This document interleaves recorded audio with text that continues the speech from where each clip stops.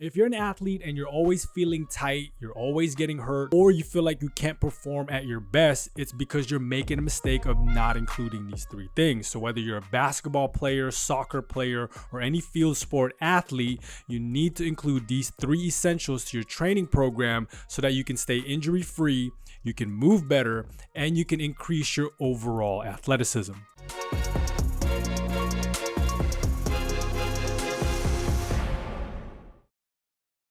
So the first thing you would need to prioritize is training your hip mobility and strength. If you think about it, your hips are the engine of your movement. So having tight or weak feeling in the hips leads to poor sprint or squat performance because you're not able to get into those deeper range of motion, or you're not able to get in those positions that allow you to be more efficient at producing power.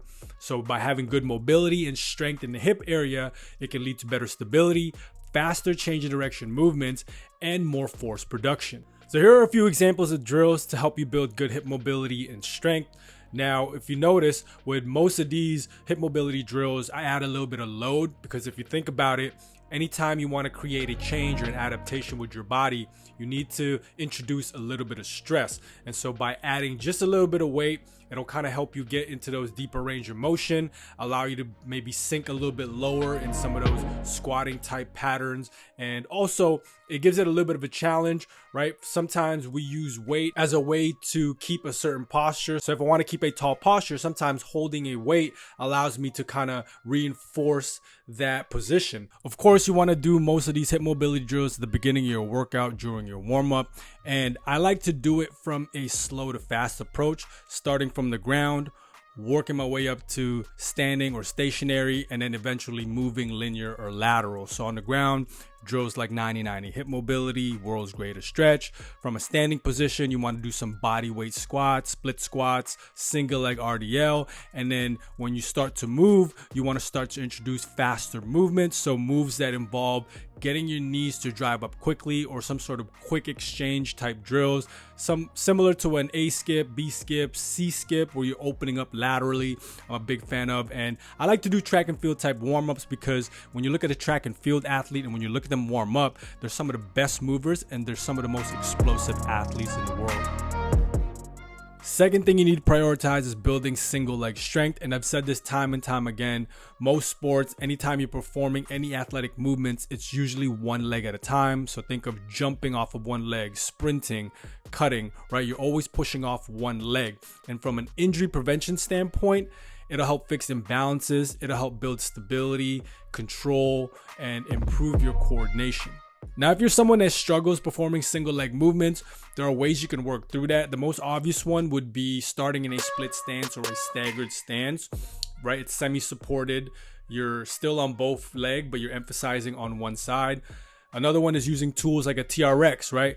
Something that you can hold on to help assist you going down in that pistol squat or in that single leg squat. You can also use a box or a bench as a range limiter, so somewhere you can tap onto partially and then come back up. And then you can use a step up too, does the same thing. It kind of limits your range depending on how high the step up boxes are.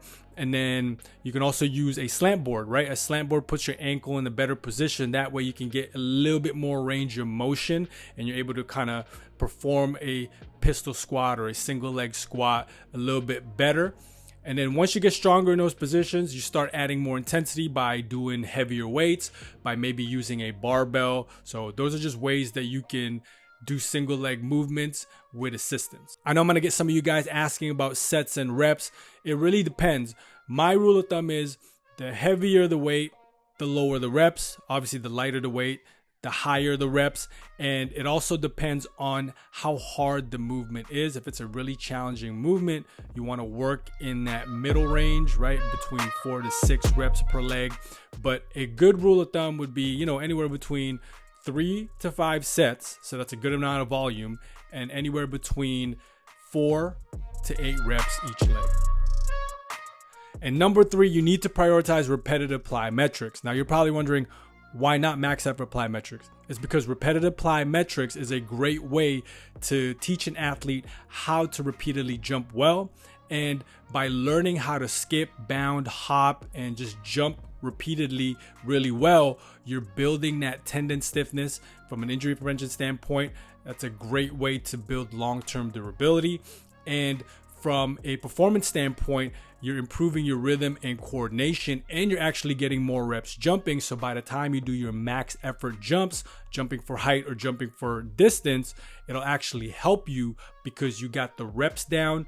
You're able to perform it really well from a mechanic standpoint. And since you're getting a lot of reps, that plays a role with how your body can utilize that stretch shortening cycle. Another thing you can consider is that you want to jump on different surfaces. So if you're someone that can't tolerate concrete yet, you want to start on a softer surface like a grass or turf, work your way up to maybe like a track, like the rubber material Mondo, and then you got your hardwood floor from the basketball court, and eventually you want to get some reps up on a concrete surface. So that's an underrated way to build durability, strength, and power. So I hope this was helpful. Make sure you guys like the video, subscribe if you haven't already.